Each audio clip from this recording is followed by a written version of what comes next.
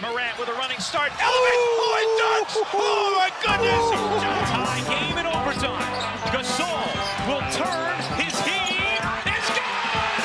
Memphis on top. 7-10 remaining. Conley now with three. Count it! A 15-point lead for Memphis. And Blake Griffin gets into it on the floor with Randolph.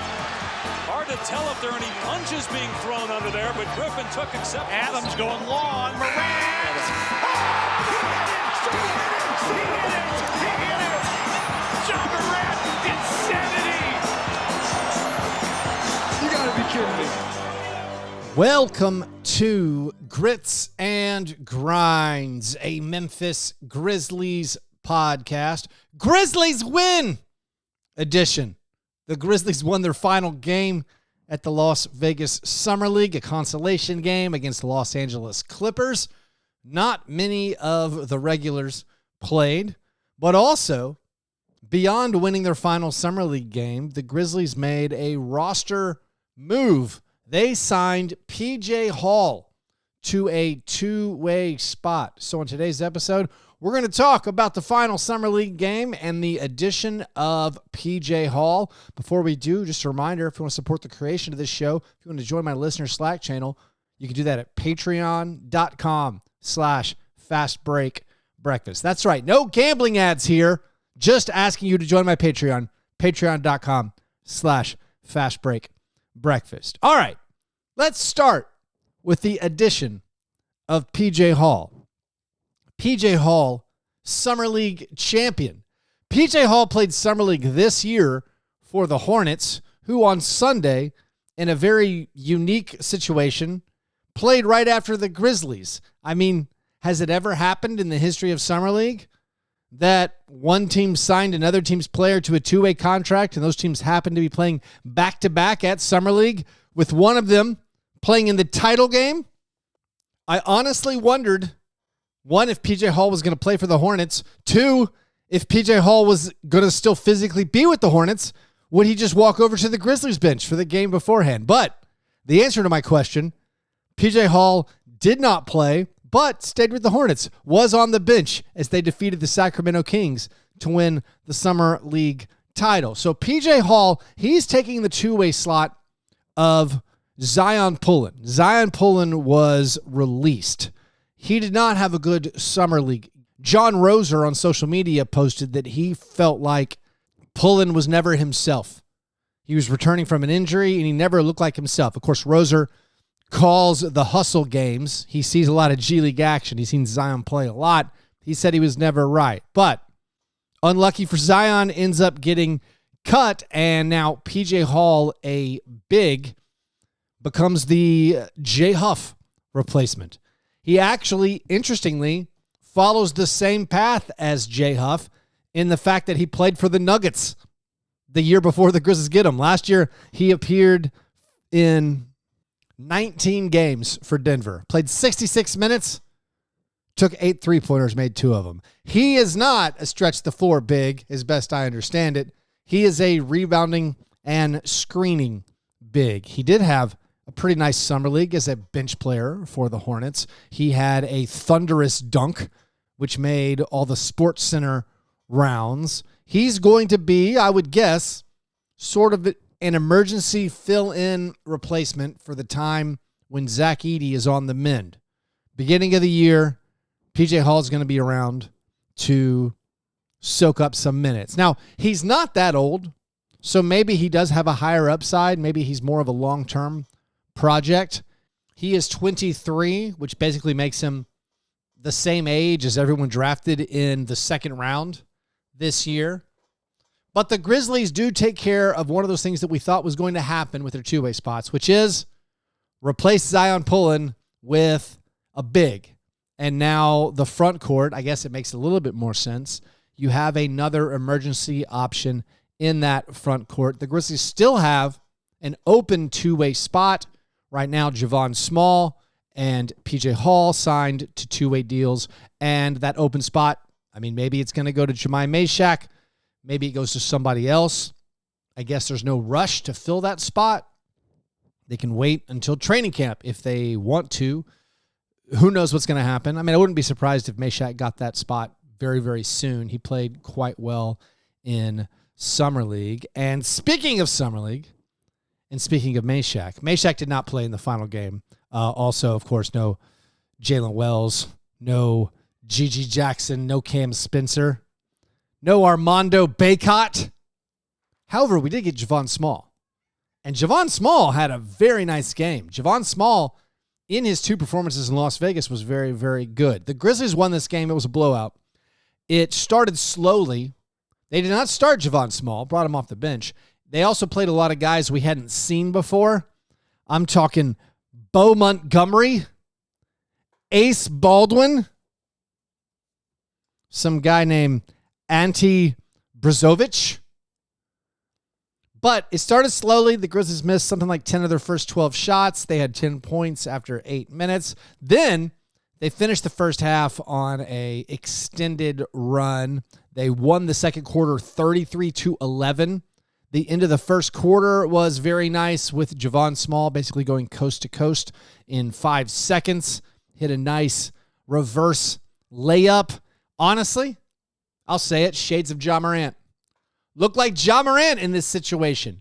But also, I think Javon's main thing is scoring and shooting, and he continued to hit those step-back three-pointers. He finished the Vegas Summer League 6 for 12 on three-pointers, and basically all of them off the dribble, as far as I remember. He also picked up 9 assists against the Clippers, 9 assists and 1 turnover. So he took care of the ball, a couple of nice pocket passes that I remember. Everything you could want, I think, from a point guard. And he only played, again, 2 games in Las Vegas. But here's a fun stat. Of all the players drafted this year, the 59 rookies taken in the first or second rounds of the NBA draft, Javon Small finished with the highest game score and the highest daily real adjusted plus minus estimate.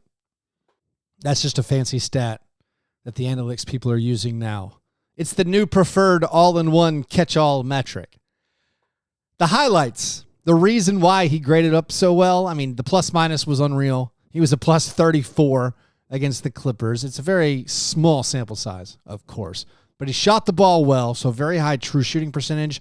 That's 6 for 12 on three-pointers in Vegas. And also, he didn't turn the basketball over. 14 assists in Las Vegas against only 2 turnovers. So an excellent showing for Javon Small, the second-round pick in Las Vegas. Even if the Clippers game felt more like an exhibition than even some of the other Summer League games, I think it was a very promising performance for him. As far as like the rest of Summer League or the rest of the game against the Clippers, I mean, Tyler Burton finally made some shots.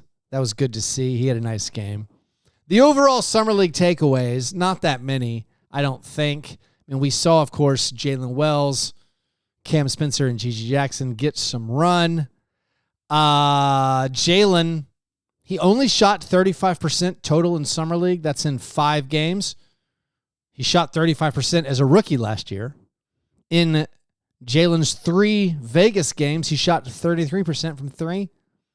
In the final 50 games of the regular season, he shot 33% from 3. So consistency right there from Jalen. Gigi Jackson, he shot 2 for 12 in Las Vegas on three-pointers.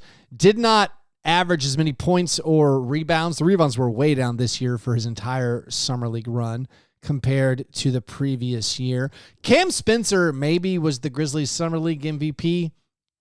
He led the team in scoring, 18 points per game in all the Summer League games he played. This is in Salt Lake City and in Las Vegas. He had that huge 7 for 10 3-point game in Utah, meaning his overall 3-point numbers were great. 20 for 43 in all of Summer League, 47%. I don't know if we need to really get into anybody else. I mean, Bacot was solid for what he does, but I don't think he's an NBA player. Zyon Pullin, as we discussed, had a rough Summer League and has been released off of his 2-way deal. Are there reviews for Tomas Isolo? I don't know. I mean, it was an underwhelming team performance in Utah and in Las Vegas. I chalk most of that up to the talent of the roster. I mean, the starting lineup was pretty good-ish, but like maybe it wasn't as good as some of the other teams. I don't think they played above their talent, which maybe you could have hoped that like the coaching staff, being the regular coaching staff, could have gotten more out of the team. I mean, they lost 4 out of the 5 games that Gigi Jackson played, but I don't take a lot from this. I mean, the offense wasn't particularly good. The shooting was not good. Did the offense look very simple and typical? It kind of did, but maybe that's just a change of getting the whole wheel out of their system. I default to the talent being the main issue, and I'm not like really hung up on anything else that happened coaching-wise at Las Vegas Summer League. And so I think that's basically all we have to do. I mean, a very, very short episode. PJ Hall joins the squad, a developmental project, but also probably someone they hope that can contribute in a pinch if there are games that Jaren and Zach Edey both miss, or if Brandon Clark isn't up to speed. There are some league-wide things I guess we can talk about that do affect the Grizzlies a little bit. I mean, former Grizzlies player Marcus Smart got a buyout from the Wizards and is joining the Lakers. So the Lakers now have Jake LaRavia and Marcus Smart, the two guys who were working out together at Grizzlies training camp last year. Marcus Smart calling out Jake LaRavia back in October of 2024, saying he really stood out at training camp. Now both those guys are presumably bench players for the Lakers. I think Marcus Smart will fill in off the bench. I think it's a great pickup, honestly, for the Lakers, regardless of however much Marcus Smart has trailed off as a player. I mean, of course, it's all about availability. As long as Marcus can play some of the regular season games and be there in the postseason, it's a home run signing. I mean, 2 years, $11 million total. Seems like a really strong pickup for the Lakers as a Western Conference rival of the Lakers. I don't love it in that scenario. I think the Lakers got better this offseason. Their acquisition costs this offseason of bringing in Jake LaRavia, DeAndre Ayton, and Marcus Smart. They basically got rid of Dorian Finney-Smith and brought those 3 guys in for the same amount of money. That feels like really strong work. The Clippers loaded up. They picked up Bradley Beal, as had been rumored for a while. They also added Chris Paul. So after trading away Norm Powell to bring in John Collins, they now have Chris Paul and Bradley Beal. A very old team. Extremely old, but a formidable one, I think, as long as Father Time doesn't stop them, as long as Kawhi Leonard can play some. And then the Trailblazers got Damian Lillard. That doesn't affect this upcoming season. But Damian Lillard returning to the Western Conference, if he returns to 80, 90% of his pre-injury form in the 26-27 season, which is no sure thing, but that could be a unbelievable value contract for the Trailblazers, getting him. So the Western Conference remains difficult. Meanwhile, the Grizzlies are trying to win with youth and around the edges, and with a heavier dependence on Ja Morant. It is a daunting challenge, but I think that can wrap up everything we have to cover for today. Good job, Javon Small. We can be excited. Maybe they do something with that two-way spot. Maybe Meshack gets that in the upcoming days. Otherwise, we'll just continue monitoring Grizzlies news, and when anything breaks, I will be back to talk about it. Anyways, thanks everybody for listening. If you want to support the show, again, patreon.com/fastbreakbreakfast. You'll have a great Monday. I'll talk to you soon. Go Grizz.